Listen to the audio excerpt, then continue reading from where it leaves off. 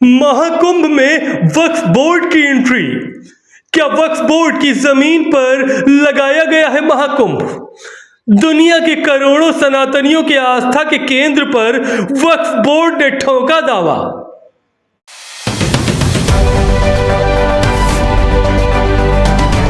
नमस्कार, मैं रूपम जायसवाल। आज हम बात करेंगे महाकुंभ को लेकर वक्फ बोर्ड के दावों पर। प्रयागराज में लग रहे महाकुंभ की तैयारियां अपने चरम पर है। देश भर से सभी अखाड़ों ने महाकुंभ मनाने की तैयारी भी कर ली है। हर तरफ टेंट सिटी और अखाड़ों के पंडाल लग चुके हैं। लेकिन इसी के बीच प्रयागराज में कुछ स्थानीय मुसलमानों ने दावा करना शुरू कर दिया है कि महाकुंभ की तैयारियों में यूज की गई 54 बीघा जमीन वक्फ बोर्ड की संपत्ति है। देखिए ये रिपोर्ट। प्रयागराज में आयोजित महाकुंभ में स्थानीय लोगों के दावों के साथ ही अब इस मामले में ऑल इंडिया मुस्लिम जमात के अध्यक्ष बरेलवी ने भी बड़ा दावा करते हुए कहा कि जिस जमीन पर महाकुंभ आयोजित हो रहा है वह वक्फ बोर्ड की संपत्ति है। मौलाना बरेलवी ने कहा कि यह जमीन मुसलमानों की है और इस पर किसी भी तरह के अन्य धार्मिक आयोजन को रोकने के लिए वक्फ बोर्ड को तुरंत दखल देना चाहिए।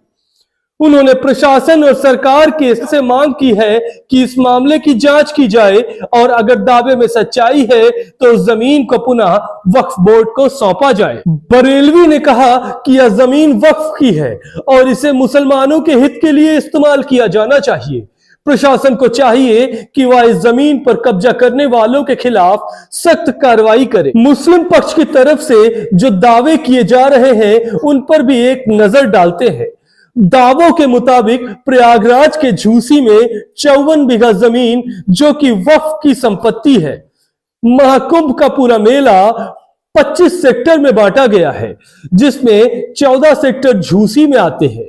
प्रयागराज शहर और झूसी के बीच की दूरी करीब 9 किलोमीटर की है। स्थानीय मुसलमानों का एक और दावा सामने आ रहा है जिसमें कहा गया है कि प्रयागराज का केसी पंत इंस्टीट्यूट भी वक्फ बोर्ड की संपत्ति पर बना हुआ है। आपको बताते चले कि कुंभ का आर्काइव सेंटर भी इसी इंस्टीट्यूट में बनाया गया है। हालांकि प्रशासन ने इन दावों को निराधार बताया है। प्रशासन का कहना है कि महाकुंभ का आयोजन पूरी कानूनी प्रक्रिया के तहत किया जा रहा है और इससे जुड़ी सभी जमीनों की जांच पहले ही हो चुकी है। लेकिन एक बात जो इन पूरे दावों को सवालों के कटघरे में लाकर खड़ा कर देती है। पहला सवाल कि अगर यह संपत्ति वक्फ बोर्ड की है तो इससे पहले इस पर महाकुंभ को लेकर सवाल क्यों नहीं उठाया गया।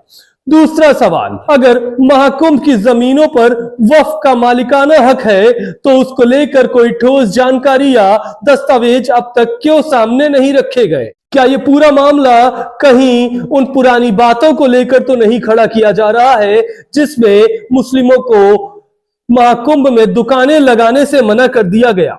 इन सवालों के जवाब वक्फ बोर्ड का दावा करने वाले मुसलमान ही दे पाएंगे अगर देना चाहे तो। Bureau report, prime Bharat. इस मामले में स्थानीय लोगों का कहना है कि धार्मिक आयोजन में राजनीति नहीं होनी चाहिए, जबकि अन्य का मानना है कि अगर जमीन वक्फ की है तो इसे उसी उद्देश्य के लिए इस्तेमाल किया जाना चाहिए। फिलहाल इस मामले में तोल पकड़ लिया है और देखना यह होगा कि आने वाले दिनों में सरकार और वक्फ बोर्ड इस पर क्या रुख अपनाती है। ताजा अपडेट्स के लिए बने रहिए प्राइम भारत न्यूज पर।